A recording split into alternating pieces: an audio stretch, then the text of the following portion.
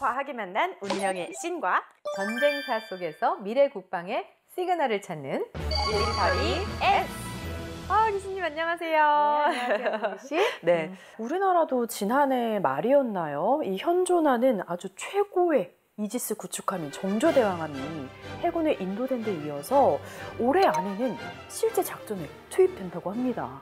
정말 기쁜 소식이 아닐 수가 없어요. 네, 그렇죠. 한국판 이지스라고 네. 불립니다. 국내에서 최초로 독자 설계, 독자 생산. 순전히 우리의 기술력, 네. 우리의 힘으로 한 거고요. 탄도미사일에 대한 탐지 추적. 네. 400km를 날아갈 수 있는 함대공 미사일 SM-6. 굉장히 좋은 미사일입니다. 네. 바로 이게 탑재되어 있습니다. 360도 다 볼 수 있다는 얘기예요. 네네. 1000개의 항적, 이렇게 표적, 와. 이런 것들을 탐지, 추적까지 할 수가 있습니다.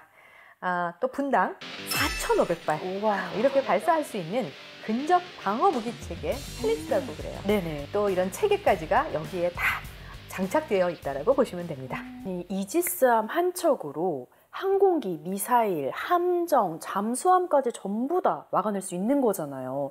그러니까 이게 괜히 신의 방패라고 불리는 게 아닌 겁니다. 이 정조대왕함은 등장과 함께 첨단 과학기술을 기반으로 한 우리 해군력 건설의 상징이자 국가 전략 자산으로 또 등극을 했지 않습니까? 이 해군 전투 역량이 그만큼 또 중요하다는 뜻이겠죠?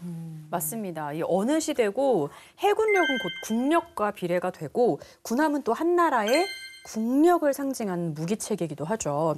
이 700년 동안 지중해를 우리의 바다로 품으며 찬란한 고대 문명을 일궜던 나라가 어디죠?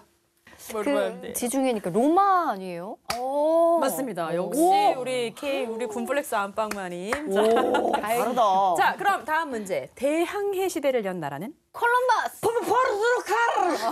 포르투갈! 소리씨 어떻게 알았어요? 오! 아니, 저도 그러니까 학교는 다녔어요. 학교는 다녔습니다. 네, 맞습니다. 자, 로마 제국, 포르투갈, 그리고 역사상 가장 큰 제국을 건설했던 대영 제국, 그리고 20세기 이후 미국까지 이 모두 해군력을 바탕으로 중요 전쟁에서 승리를 거두면서 대국이 됐습니다. 오늘의 주제는 근대 해군력의 진화입니다.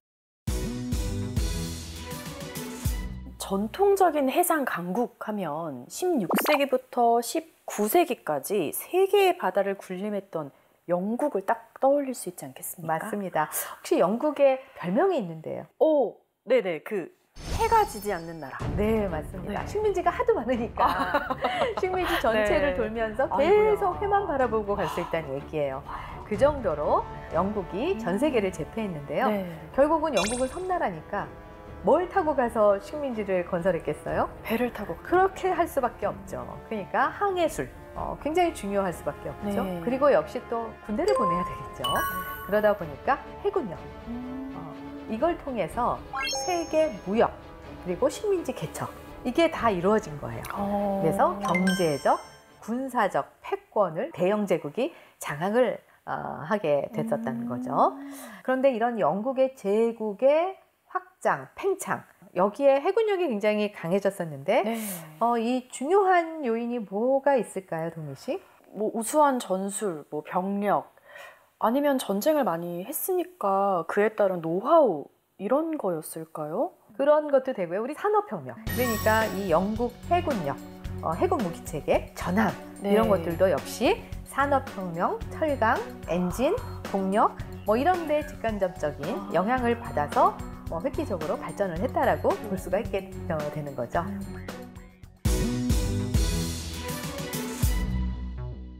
그런데 영국의 해군력이 막 발전하는 걸 다른 나라들이 가만히 보고만 있지는 않았을 것 같은데요. 그렇죠. 1870년대에 독일 지역이 프로이센 제국으로 통일이 됩니다. 네. 이제 강한 독일이 등장을 하기 시작을 한 거죠. 영국에 뒤이어서 프로이센이 가세를 하게 되는 거죠.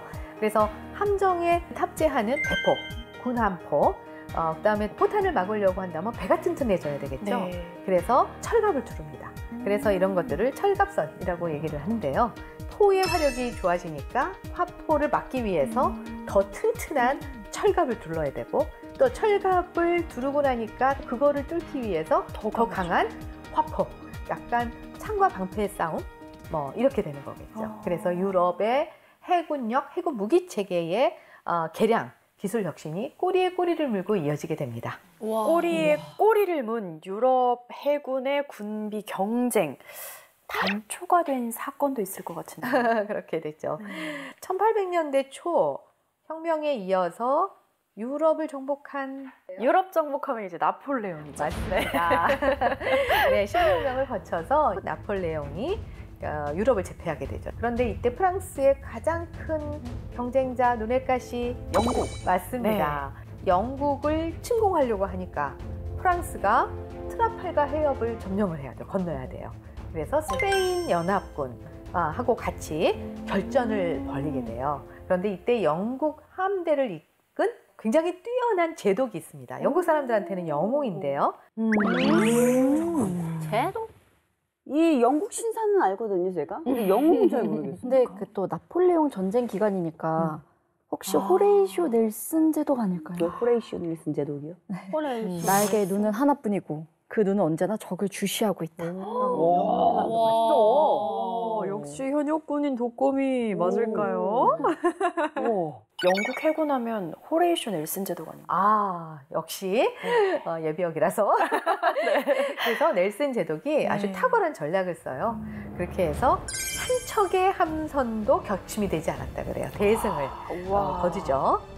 조선의 해군에 이순신이라는 명장이 있었다면 영국 해군에는 이 호레이쇼 넬슨 제독이잖아요. 네, 그래요. 전투 중에 오른쪽 눈과 오른쪽 팔을 잃고서도 전선 제일 앞에서 싸웠던 그 강인한 군인 정신을 제가 들어서 기억을 하고 있거든요. 네, 맞습니다. 그래서 바다에서의 전투만큼은 이 영국 해군을 당해낼 그런 나라가 없었어요. 네. 그런데 이제 프랑스가 이 트라팔가 해협에서 완전히 패배하면서 절치부심 이를 갈았겠죠. 아주 획기적인 배를 만듭니다. 그 전에 배는 뭘로 갔죠? 군함은? 바람으로. 그렇죠. 범선이라고 합니다. 근데 최초에 증기기관을 실은 증기추진 전열함을 만들어내요. 그 이름이 나폴레옹 함이에요. 그래서 이 나폴레옹 함을 만들어서 진수를 시킵니다. 그러니까 그전에는 바람이 좀 세면 빨리 가고 바람이 멈추거나 바람이 없는 무풍 지역에 가면 배는 서 있어야 되는 거예요. 그런데 이제 그런 바람과 상관없이 한 12노트 정도까지 가능했다고 그래요. 당시로서는 굉장히 획기적으로 빠른 군함이 나타났고요. 완전히 혁신함이었다고 볼 수가 있는 거죠. 게임 체인저. 그러면 영국의 반응은 어땠을까요? 깜짝 놀라겠죠. 그렇겠죠. 영국이 이런 대항마를 세워야 될 수밖에 없겠죠. 그래서 이제는 나폴레옹 함보다 좀 더 튼튼하고 큰 배를 만듭니다. 아가멤논 함이라는 증기 엔진 역시 당연히 장착할 수밖에 없고요.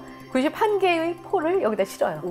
이제 나폴레옹 함에 맞서야 되니까 획기적인 전함이 등장을 하면서 양국의 또 각 나라의 군비 경쟁이 시작이 된 거겠죠. 그래서 그런 혁신적인 군함들이 등장을 하게 됩니다. 나폴레옹 함과 아가멤논 같은 증기 동력 군함이 등장을 하면서 이 군함은 아주 대혁신기를 맞이하게 되는데요. 탄환의 회전을 위해서 포신 내부에 이 나선의 홈을 판 시조포 그리고 폭발하면서 튀는 파편으로 적을 살상하는 장렬탄 이런 포의 발명으로 아주 파괴력도 비약적으로 커지게 됩니다. 그래서 높아진 대포의 파괴력에 대항하기 위해서 본격적으로 철갑함이 만들어지기 시작한 거죠. 그러면 영국과 프랑스의 건함 경쟁이 계속 가속화됐겠는데요? 네, 맞습니다. 또 아가멤논 함을 보니까 프랑스는 저것보다 더 센 군함을 만들 수밖에 없는 거예요. 그래서 좀 더 멀리 다닐 수 있는 원양, 항해를 할 수 있으면서 튼튼한 철갑선을 또 만들게 돼요. 그게 라 글루아르 함이라는 그런 전함이 되겠습니다. 이 라 글루아르 함이 등장을 하면서 이제는 더 이상 목조 범선으로 싸울 수 있는 시대가 끝나버렸다고 볼 수가 있습니다. 와, 나폴레옹 함에 이어서 또 한 번 프랑스가 영국보다 먼저 신형 군함을 선보이네요. 영국 자꾸 한 박자씩 늦는데요? 이제는 또 여기보다 더 강한 거 만들어야 되겠죠? 어우, 영국 또 만듭니다. 아이고야. 이제 한 2배 정도 강해져요. 아이고야. 네. 그래서 전투함, 워리어함이라고 이름을 붙입니다. 와. 배수량이 2배 정도, 2배 정도나 더 커졌다는 얘기가 돼요. 그렇게 되면 초특급 철갑선이 됩니다. 철갑의 두께도 더 두꺼워지고 이제 함포도 더 많아지고 또 함포의 구경, 화력이 더 세진다라고 볼 수가 있겠죠. 엔진도 더 큰 거를 쓸 수밖에 없겠죠. 네. 자꾸자꾸 높아지는 거예요. 자꾸자꾸 강해지는 거고. 영국이랑 프랑스가 용호상박격으로 계속 경쟁을 했지만 후반에는 독일이 여기에 또 가세를 하지 않습니까? 지금까지도 혁신의 연속이었지만 더 큰 혁신이 옵니다. 예, 이제 결정판이 오는 거예요. 네. 결정적으로 1900년대 초에 드레드노트급이라고 부르는데요. 이게 군함의 역사에 있어서는 before 드레드노트, after 드레드노트라고 불릴 정도로 가장 혁신적인 그런 군함이라고 볼 수가 있습니다. 이게 거함 거포의 시대를 연 군함이라고 할 수 있잖아요. 맞습니다. 배수량만 해도 18,000톤급. 야. 지금 우리가 만든 정조대왕함이 8,200톤급인 거에 비하면 네. 정말 아주 거대한 군함인 거거든요. 네, 거의 2배 이상의 네. 그렇죠, 배수량이죠. 거기다가 그렇게 무거운 거를 움직여야 하니까 2만 마력이 넘는 사축 엔진을 또 달았다고 들었어요.